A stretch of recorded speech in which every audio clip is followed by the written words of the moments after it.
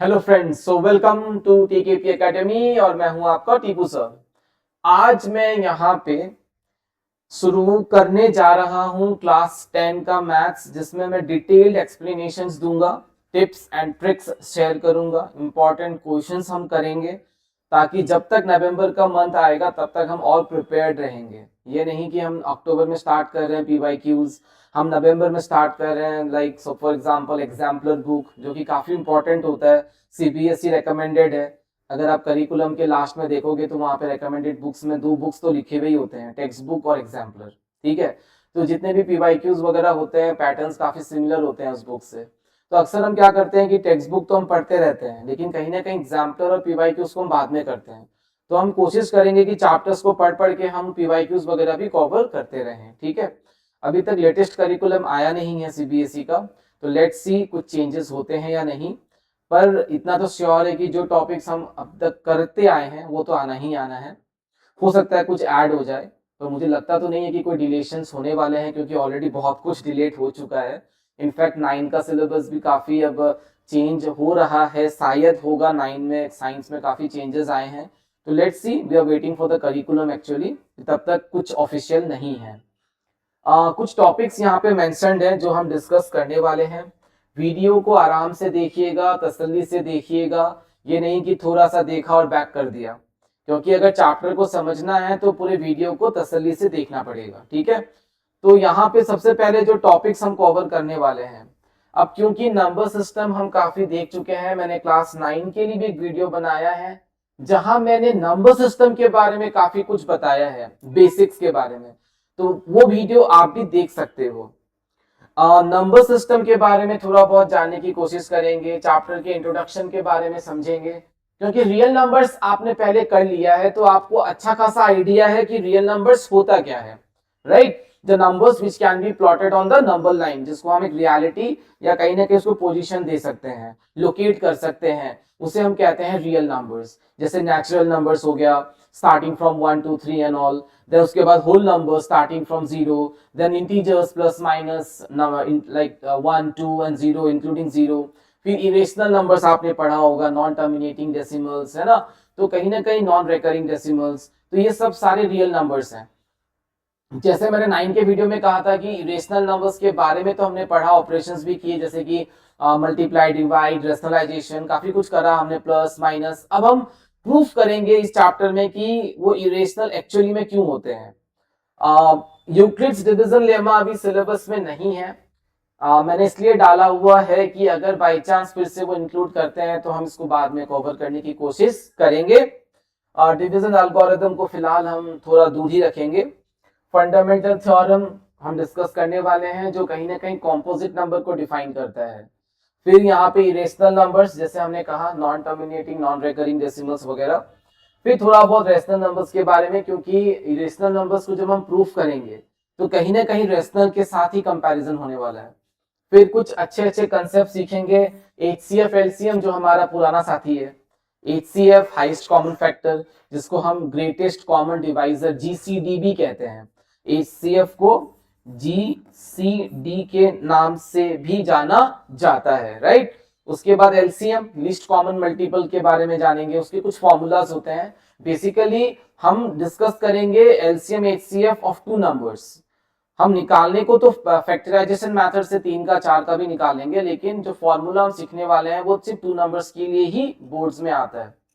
फिर कुछ factor related concept, जैसे कि कंपोजिट नंबर प्रूफ करना, फिर और भी चीजें आएंगी, तो हम उसको वन बाय वन करेंगे। तो these are the few topics which we are going to discuss, and I am sure that you will be having fun here. Fun is not just like singing song and dancing and like happening to joke मारना, it's also like learning is fun, because ये जरूरी है। तो इसलिए देखते रहिए, continued रहिएगा, connected रहिएगा। नंबर सिस्टम, अब ये नंबर सिस्टम होता क्या है, ये एक सेट वैल्यूज या नंबर्स को डिफाइन करता है, एक पैकेज है जहां पे सारे नंबर्स काउंट होते हैं। नेचुरल नंबर्स हो गया, होल नंबर्स हो गया, इंटीजर्स हो गया, जिसको हम जेड से भी डिनोट करते हैं। अगर आई प्लस लिखा तो पॉजिटिव इंटीजर्स, अगर जेड माइनस लिखा तो नेगेटिव इंटीजर्स। यहाँ पे फिर काउंट होता है रेशनल नंबर्स, है ना, क्यू को डिनोट करते हैं। इरेशनल नंबर्स पी से डिनोट करते हैं। तो कहीं ना कहीं ये सारे नंबर्स किस कैटेगरी में आ जाते हैं, real numbers, because this can be represented on a number line, जैसे कि हमने ये काफी सारे लोअर क्लास में सीखा हुआ है। आपने क्लास 9 में इरेशनल नंबर्स को भी डिनोट किया था, अगर आपको याद होगा, √2 √3 एंड ऑल, ठीक है। तो ये सारे नंबर्स क्योंकि हम रिप्रेजेंट कर सकते हैं, क्योंकि हम काउंट कर सकते हैं, तो कहीं ना कहीं इसलिए ये रियल नंबर या नंबर सिस्टम में काउंट होता है। अब हम चलते हैं कि एक्चुअली में क्या करना है, ये भी मैं आपको ऑलरेडी बता चुका हूं क्लास 9 के वीडियो में, आप जरूर जाके देख सकते हो कि नेचुरल नंबर सबसे छोटा कैटेगरी है क्योंकि 1 से स्टार्ट होता है। होल नंबर के पास ये एक्स्ट्रा मेंबर है 0, है कि नहीं, तो इसलिए होल नंबर का जो बॉक्स है, जो सर्कल है, वो एरिया नेचुरल से 1 ज्यादा है, तो ऑफ कोर्स नेचुरल नंबर सबसे पहले, उसके बाद होल, और क्योंकि नेचुरल और जितने भी नेचुरल होल नंबर्स हैं सारे इंटीजर्स की कैटेगरी में आते हैं। रेशनल नंबर्स, जैसे हम कहते हैं ना कि every natural number is a rational number, every whole number is a natural number, every integer is like a rational number, तो इसलिए सारे रेशनल नंबर्स के कैटेगरी में आ रहे हैं। इरेशनल कैटेगरी अलग है क्योंकि इनके साथ इनकी प्रॉपर्टी इतनी मैच नहीं होती है। अब अगर हम देखें पाई, जो सबका साथी है, पाई इज 22/7, इसलिए 22nd July is considered as pi approximation day, 3.14 14th March is counted as pi day. तो ये पाई एक नॉन टर्मिनेटिंग डेसिमल है, नॉन रेकरिंग है क्योंकि रिपीटिंग नहीं होता, तो इसलिए ये कहीं ना कहीं रेशनल के कैटेगरी में डाला गया है। अब आप ये कहोगे कि सर 22/7 तो p/q के फॉर्म में है, तो फिर ये रेशनल क्यों नहीं।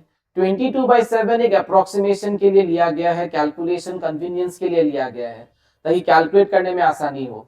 आपने अक्सर देखा होगा कि सरफेस एरिया वॉल्यूम में इसका यूज बहुत ज्यादा है, क्योंकि हर मोस्टली बहुत सारे फॉर्मूलाज में आता है, πr²h πrl एंड ऑल, बहुत सारे फॉर्मूलाज में आता है। तो वहां पे देखा होगा आपने, रेडियस डायमीटर हमेशा 7 के मल्टीपल्स में होते हैं, ताकि वो कहीं ना कहीं कैंसिल हो जाए। यस 100% नहीं ऑफ कोर्स, लेकिन मैक्सिमम क्वेश्चंस में होते हैं।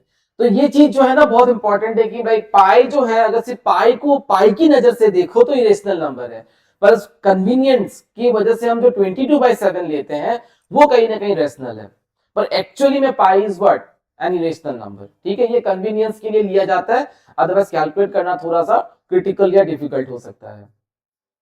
अंडर रूट, अगर कोई भी नॉन परफेक्ट स्क्वायर आता है तो उसको हम इरेशनल नंबर कहते हैं। कोई भी प्राइम नंबर आ गया, ऑड नंबर आ गया, तो हम उसको कहते हैं कि ऐसा नहीं कि ऑड, क्योंकि 361 एक ऑड नंबर है पर वो एक परफेक्ट स्क्वायर है, तो वो इरेशनल नहीं है, रेशनल है ना। आई होप आप समझ पा रहे हो कि मैं क्या बोल रहा हूँ।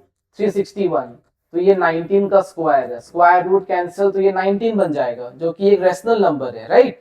तो कहीं ना कहीं जो under root non perfect square आने वाला है या कोई प्राइम, तो मैं कहीं ना कहीं नॉन परफेक्ट के ऊपर जाऊंगा। अगर नॉन परफेक्ट स्क्वायर आ रहा है तो कहीं ना कहीं हम क्या कहेंगे कि ये एक इरेशनल नंबर है, ठीक है। चलो, तो ये हो गया कुछ कैटेगरीज जो हम नंबर सिस्टम में देखते हैं। और इवन नंबर का आइडिया सबको होगा, ये 2n के जो फॉर्म में हम लिख सकते हैं, जो डिवाइड बाई 2 होता है, ऑड नंबर को हम +1 कर देंगे, इवन के साथ अगर हम +1 कर देंगे तो वो ऑड बन जाएगा। 2 के साथ अगर 1 ऐड करेंगे तो 2 + 1 क्या बन जाएगा, 3 बन जाएगा। तो कहीं ना कहीं जो general form of even numbers है वो है 2n, यहाँ पे 2n + 1, जहाँ पे n कोई भी एक रैंडम इंटीजर हो सकता है। अगर मान लीजिए आप n की जगह 5 लेते हो तो 2 5 10, अगर आप n की जगह 20 लेते हो 2 20 40, तो कहीं ना कहीं you will get an even number, basic definition. +1 करोगे this becomes N odd number, basic definition, जिसको हम जनरल फॉर्म भी कहते हैं, हम इनको जनरल फॉर्म कहते हैं, ठीक है। अच्छा, इसके बाद जो आपको मिलता है वो हो गया प्राइम नंबर। आई होप कि आपको 1 और नंबर इटसेल्फ अगर फैक्टर है तो वो क्या कहलाता है, प्राइम नंबर्स कहलाता है। क्या 1 प्राइम है, ये सवाल मैंने 9 के बच्चों को भी पूछा था। 1 is not a prime number, क्योंकि प्राइम की खासियत होती है कि उनके पास कम से कम 2 फैक्टर्स होते हैं, जैसे 2 के पास 2 और 1 है, 5 के पास 5 और 1 है, एंड सो ऑन। पर लेकिन 1 के पास सिर्फ 1 ही है, तो कहीं ना कहीं वो प्राइम की बिरादरी में नहीं आता, उसको बाहर कर दिया गया है, तो 1 is not a prime number. अब यहाँ पे आ गया को प्राइम नंबर। को प्राइम, जब दो नंबर्स का पेयर बनता है, उनके बीच कंपैरिजन होता है और उनके बीच सिर्फ अगर 1 ही कॉमन है तो हम कहते हैं कि वो को प्राइम है। ये काफी इंपॉर्टेंट है क्लास 10 के लिए, तो आराम से तसल्ली से सुनिएगा कि को प्राइम, सपोज 3,8 क्या ये को प्राइम है? द क्वेश्चन इज क्या ये को प्राइम है? तो आप कहोगे यस सर। किस बेसिस पे डिसाइड करोगे कि 3 के पास अगर फैक्टर्स देखें तो 3 इंटू 1 है, 8 के पास देखें तो 2 इंटू 2 इंटू 2 इंटू 1 है। 1 तो सबके पास ही होता है ना, लिखो या ना लिखो। तो यहाँ पे देखिए 1 ही सिर्फ कॉमन है, मतलब कि हम कह सकते हैं कि HCF of 3 and 8 is 1, then it is called what? A composite number. अब ये जरूरी नहीं कि दोनों का प्राइम होना पड़ेगा, ये जरूरी बिल्कुल नहीं है, ये दोनों प्राइम ही हो ऐसी कोई बात नहीं है। अब 8 तो प्राइम नहीं है ना, है कि नहीं? 3 तो प्राइम है, पर अगर आप साथ में देखो तो दे आर को प्राइम। को का मतलब क्या होता है? कहीं ना कहीं दूसरे को कंप्लीमेंट करना, राइट? अगर आप 9 के वीडियो को जाके मैं बार बार कह रहा हूं देखोगे तो आपको समझ आ जाएगा कि मैं क्या बोल रहा हूं। तो को कंप्लीमेंट, जैसे कि कंप्लीमेंटरी एंगल, को इंटीरियर, दोनों का प्लस होके 180 होना, एक दूसरे को कंप्लीमेंट करते हैं। कंप्लीमेंटरी मतलब दोनों का प्लस होके 90 होना। तो को मतलब होता है कहीं ना कहीं दोनों का कंपैरिजन पे अगर सिर्फ वन ही कॉमन फैक्टर है, then it is called a composite number. जैसे कि मैं और एग्जांपल लेता हूं 2,7। अब ये दोनों प्राइम है, कोई दिक्कत नहीं है। यहाँ 8 प्राइम नहीं है तो भी कोई दिक्कत नहीं है। इनके दो के बीच सिर्फ फैक्टर 1 आना चाहिए, यानी कि if HCF of two numbers is 1, then it is called what? A composite number. जैसे कि अब मैं 2 में देखूं तो सिर्फ 2 into 1 है और 7 में देखूं तो 7 into 1 है। तो if I see here only 1 is the common factor. समझ में आया? सिर्फ 1 ही कॉमन फैक्टर है। In that case 2,7 together they are called co-prime, right? So if suppose I take another example of 5,6.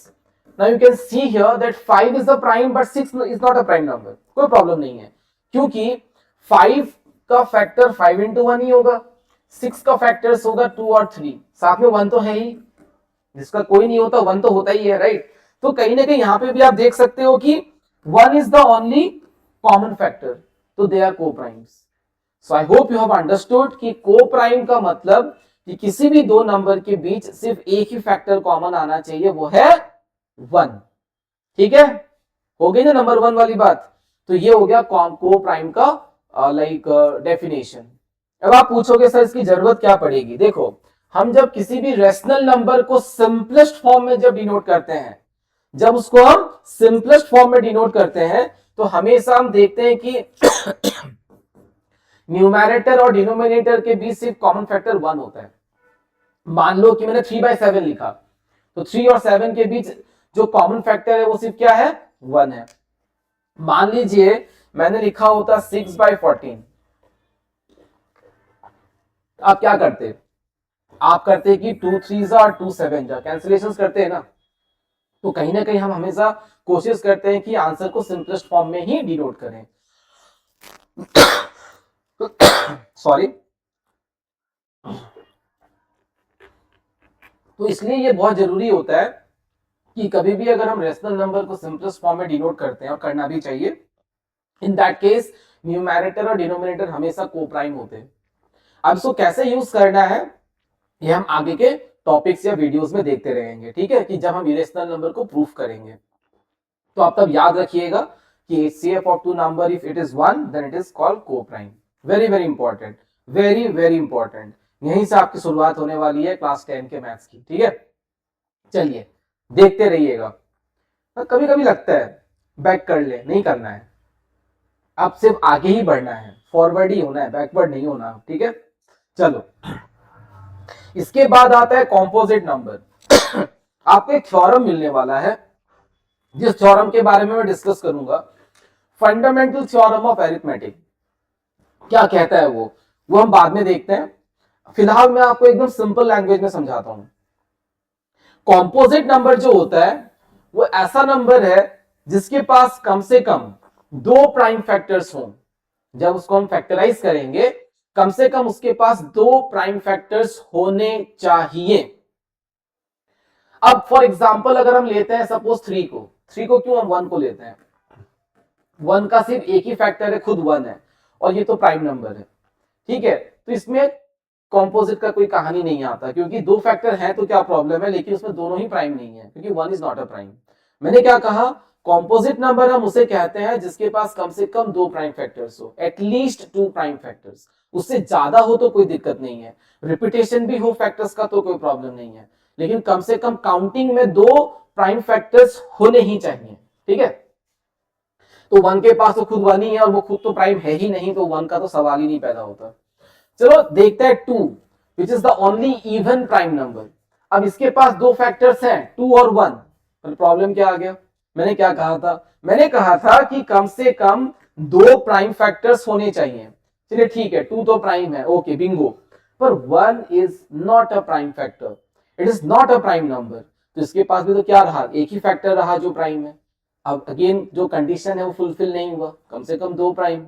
अब मैं अगर 3 लेता हूं, 3 into 1, अब आप बोलोगे सर इसके पास 2 फैक्टर्स हैं, पर दूसरा बच्चा क्या बोलेगा कि सर 3 तो प्राइम है, चलो ठीक है, पर 1 इज नॉट अ प्राइम, तो इसके पास भी सिर्फ एक ही प्राइम फैक्टर है, तो ये भी नहीं होगा।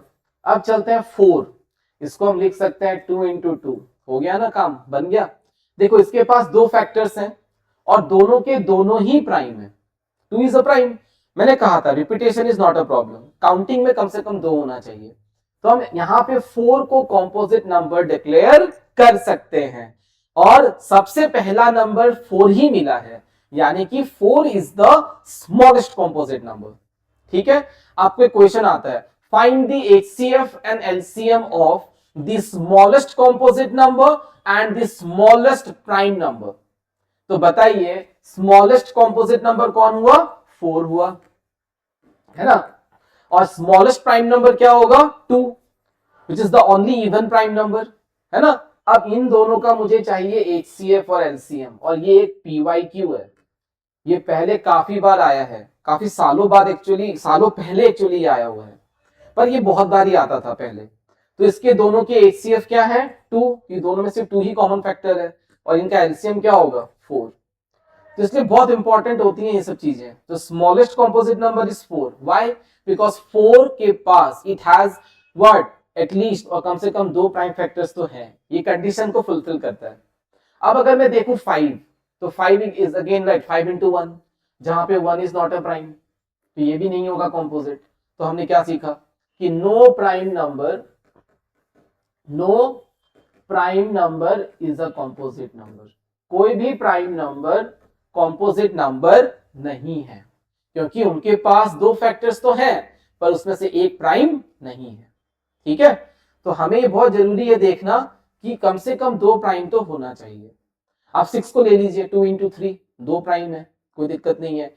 18 को ले लीजिए, 3 into 3 into 2, 2 से ज्यादा है, बहुत ही अच्छी बात है, क्योंकि मिनिमम हमें 2 चाहिए।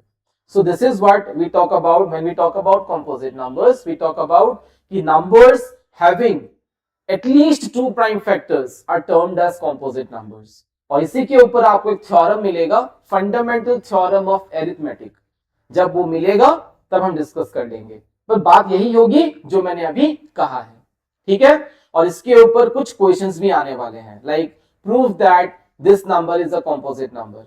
तो हम किस बेसिस पे करेंगे कि यस, हम चेक करेंगे कि क्या इसके पास कम से कम 2 प्राइम फैक्टर्स हैं, अगर है तो कॉम्पोजिट, अगर नहीं है तो नॉट अ कॉम्पोजिट। फाइन, चलो अब आगे बढ़ते हैं। समझ में आ रहा है ना, कोई भी दिक्कत हो ना तो कमेंट बॉक्स में डाल दीजिएगा, कोई भी इंप्रूवमेंट चाहिए, कोई भी फीडबैक अगर आप देना चाहो तो is always welcome, healthy feedbacks are always welcome, ठीक है। चलिए अब एक कुछ क्वेश्चन आया है, सिंपल सिंपल क्वेश्चंस हैं। Every rational number is a natural number, integer, a real number और whole number। तो देखो सारे रेशनल नंबर्स तो नेचुरल नहीं हो सकते, सारे रेशनल मतलब 2/3, ये रेशनल है पर नेचुरल नहीं है, ये रेशनल है पर इंटीजर नहीं है, ये रेशनल है पर होल नंबर नहीं है। तो answer is what, real numbers.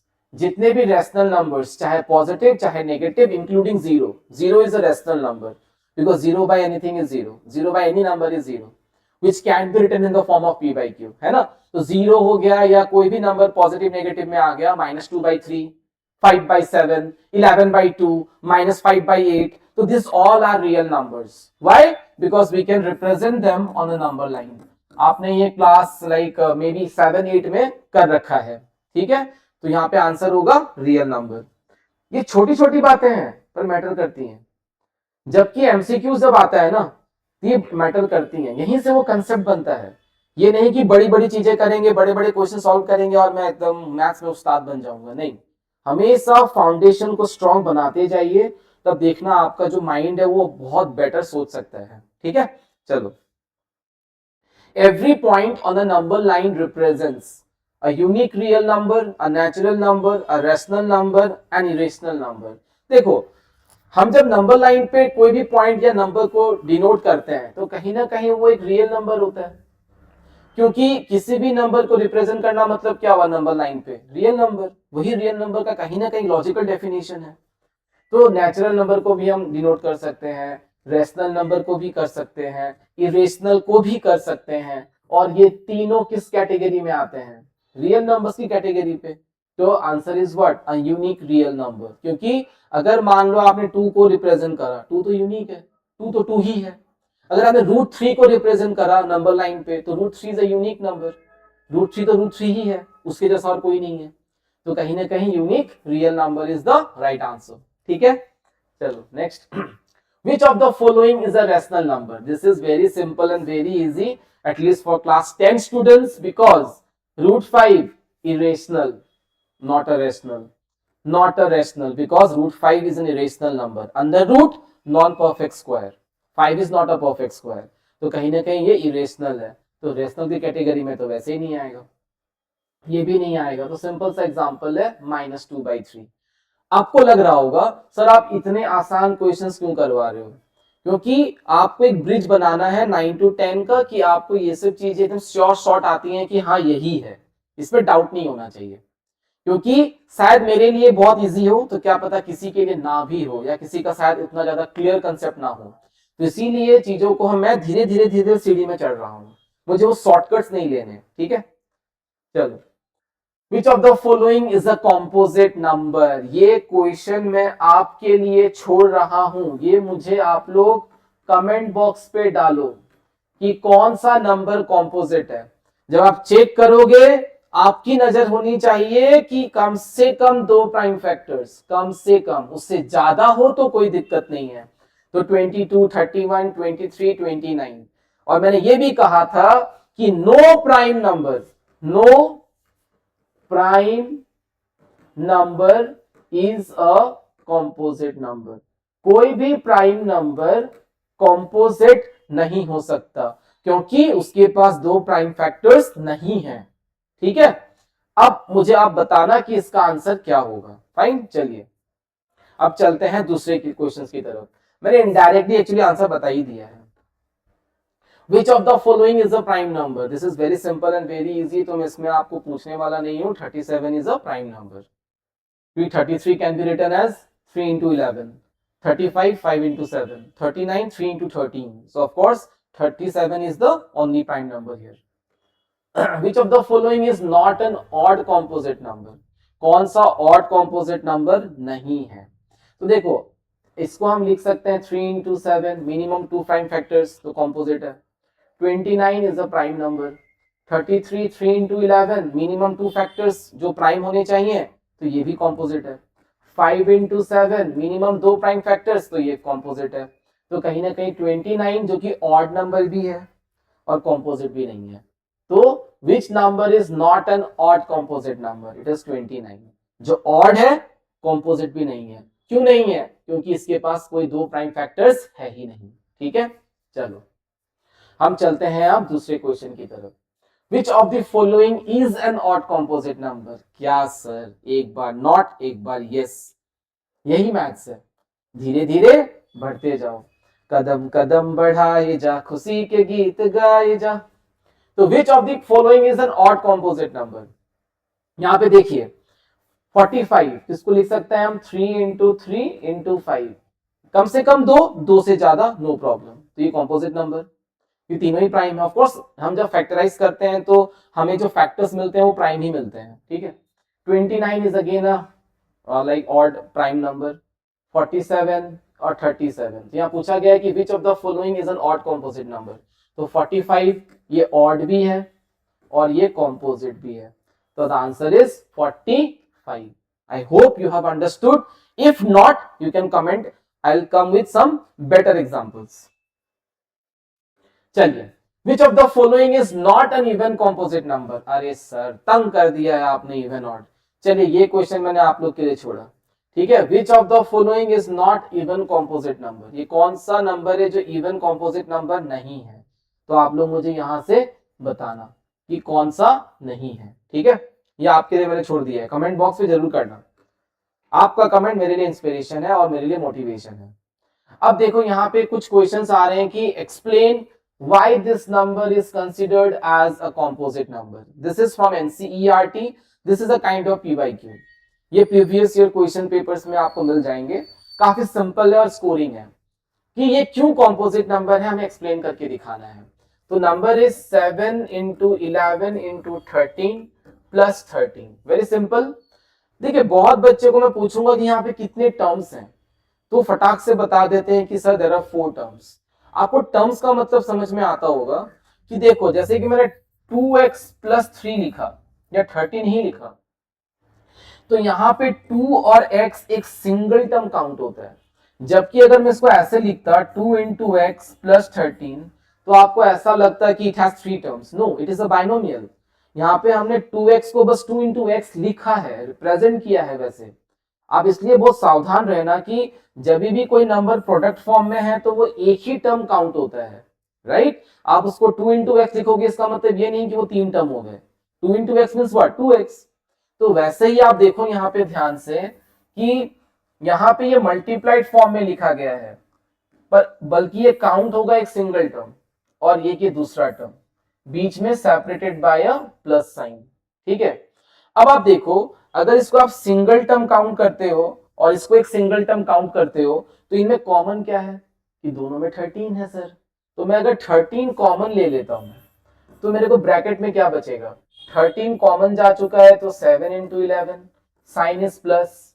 अब यहाँ पे 13 है तो आई शैल राइट 1 और नॉट, क्योंकि मैंने 13 कॉमन ले लिया है।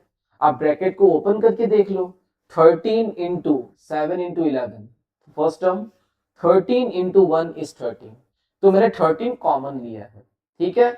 अब यहाँ पे आप देखो 13, 7 into 11 is 77 plus 1. So finally I'm getting here 13 into 78. समझ रहे हो, हमने 13 कॉमन लिया। अब आप देखो इस क्वेश्चन में, देखो ये एनसीईआरटी क्वेश्चन है। अब यहाँ पे देखो ये जो टर्म्स है इनको प्रोडक्ट के फॉर्म में लिखा गया है, पर एक्चुअली में ये सिंगल टर्म ही होगा, separated by a plus sign, and यहाँ पे 5 लिखा हुआ है, आप देख सकते हो, है ना। यहाँ पे 5 लिखा हुआ है, आपको दिख रहा होगा, यह 5 लिखा हुआ है। तो यहाँ पे भी देखिए 5 है और यहाँ पे भी 5 है। तो ये क्वेश्चन कुछ इसी फॉर्मेट में गिवन होता है कि अक्सर कॉमन आता ही है। तो यहाँ पे 5 कॉमन आएगा, यहाँ पे 13 कॉमन आया है। तो यहाँ पे देखिए ब्रैकेट को सॉल्व करना है। अब 13 इंटू 78 आया, हमें प्रूफ करना है कि ये कॉम्पोजिट नंबर क्यों है। तो हम ये दिमाग में रखना है कि कॉम्पोजिट नंबर मतलब व्हाट, कि at least 2 prime factors, at least 2 prime factors. तो देखो इसके पास है या नहीं, तो 13 तो ऑलरेडी एक प्राइम है, एक तो हो ही चुका है। 78 फैक्टराइज हो या ना हो, अगर मान लो 78 फैक्टराइज नहीं होता तो इसके पास तभी भी तो 2 कम से कम प्राइम फैक्टर्स तो होते ही, और अगर 78 फैक्टराइज भी हो गया तो भी तो उसके पास 2 से ज्यादा फैक्टर्स हो जाएंगे, तो कहीं ना कहीं ये कॉम्पोजिट तो है। अब क्योंकि 78 फैक्टराइज हो सकता है तो इसको हम फैक्टराइज कर देंगे। तो यहाँ पे 13, 78 का मतलब कहीं ना कहीं होता है 13 इंटू 6, तो हम इसको लिखेंगे 13 into 2 into 3। I hope you understood this. हमने 78 को फैक्टराइज किया, 2 इंटू 3 13, यहाँ 13 इंटू 3। तो मैंने क्या कहा कि 13 तो प्राइम है ही, आप जब कॉमन लोगे ना वो अक्सर प्राइम नंबर ही कॉमन आएगा। तो आपने जब उस प्राइम नंबर एक कॉमन ले लिया है, एक तो आपको मिल चुका है। अब ये दूसरा नंबर, कभी ऐसे नंबर्स भी आ जाते हैं जो दिखने में प्राइम लगते हैं पर होते नहीं है, फैक्टराइज करने में टाइम लग जाता है, तब आप इस बुद्धि को लगा सकते हो, इस ट्रिक को लगा सकते हो कि एक तो प्राइम आ ही चुका है, क्राइटेरिया है 2 प्राइम होना चाहिए, तो ये फैक्टराइज हो तो वेल एंड गुड, 2 से ज्यादा मिल जाएंगे। अगर ये फैक्टराइज ना हो तभी भी तो 2 कम से कम तो प्राइम है ना, तो मिनिमम तो लेवल, जो मिनिमम क्राइटेरिया है वो तो फुलफिल हो ही रहा है।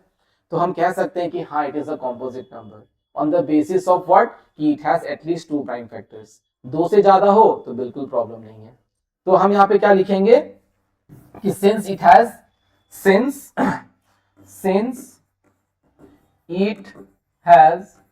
at least 2 prime factors, therefore it is a composite number. I hope you have understood this. समझ में आया? चलिए मैं आपको एक रैंडम क्वेश्चन बना के इसको करके दिखाता हूं, ठीक है। मैं एक रैंडम क्वेश्चन यहाँ पे बनाने की कोशिश करता हूं। जैसे कि सपोज मैंने लिखा यहाँ पे लाइक 23, मैंने लिखा यहाँ पे 22 और यहाँ पे 21 और सपोज यहाँ पे 23 लिखता हूं। क्यों? क्योंकि जो कॉमन आएगा वो प्राइम ही अक्सर होता है। तो 23 इज द कॉमन नंबर। ये तो मल्टीप्लाइड फॉर्म में लिखा है तो सिंगल टर्म है, तो हम इसको सिंगल टर्म काउंट करेंगे और एक सिंगल टर्म काउंट करेंगे, यानी कि यहाँ पे 2 टर्म्स हैं। अब यहाँ पे अक्सर साइन प्लस ही आता है, मैंने माइनस का बहुत कम ही देखा है पर अक्सर प्लस ही आता है। तो मैं अगर 23 कॉमन लेता हूं तो ब्रैकेट में क्या बचेगा 22 इंटू 21 प्लस 1। आप हमेशा क्रॉस करो, become a student also you can become a teacher at the same time. आप इसको मल्टीप्लाई करोगे इन दोनों के साथ तो you will get the first term. 23 into 1 will become 23, simple. अब आपको मल्टीप्लाई करना है जैसे मैंने कहा था, यानी कि आपको शायद नहीं, मैंने 9 के वीडियो में कहा था कि डिस्ट्रीब्यूटिव प्रॉपर्टी को अप्लाई करना है, झटाक से 23 इंटू 21 नहीं करना। अब डिस्ट्रीब्यूटिव प्रॉपर्टी 22 और 21 को लिख सकते हैं 20 प्लस 1। 22 इंटू 2 इज 44, तो ये बन जाएगा 440 प्लस 22 इंटू 1 22, तो ये बन जाएगा 462 प्लस 1। ये हो गया 23 और ये हो गया 463। अब 463 फैक्टराइज हो या ना हो कोई दिक्कत नहीं है, क्योंकि 23 itself is a prime number. 463 factorize हुआ तो 2 से ज्यादा मिल जाएंगे, फैक्टराइज नहीं हुआ तो कम से कम 2 तो है ना। तो सिंस इट हैज एटलीस्ट, या आप ये कह सकते हो कि since it has 2 prime factors therefore it is a composite number. ये फैक्टराइजेशन करना एक्चुअली में 100% कंपलसरी नहीं है, बस ये जरूर कहूंगा कि लाइक कोशिश हमेशा यही होनी चाहिए कि फैक्टराइज कर लो। कभी कभार ऐसा होता है कि शायद आपको लगे कि it's a time consuming thing, कि नहीं आपको टाइम नहीं देना, तो आप ये जरूर समझ सकते हो कि फैक्टराइज हो तो ठीक, ना हो तो ठीक, मिनिमम 2 तो मिल ही रहे हैं, तो ये कंपोजिट नंबर तो 100% होने वाला है। तो this is one of the patterns like which is given in the NCERT and which is also a PYQ. So I hope आपको समझ आया होगा। अब ये क्वेश्चन है जहां 7 से काउंट डाउन हो रहा है, 7 6 5 4 3 2 1 प्लस 5, तो इसको भी एक बार करके देख ही लेते हैं। तो the number is 7 into 6 into 5 into 4 into 3 into 2 into 1 plus 5। तो क्योंकि ये प्रोडक्ट फॉर्म में लिखा हुआ है तो एक सिंगल टर्म है, प्लस 5, तो what is common here 5 is common, तो हमने 5 कॉमन लिया, ब्रैकेट में 7 into 6 4 3 2 1 plus 1। Be careful with this 1, 5 into 1 is 5, be careful with that, okay।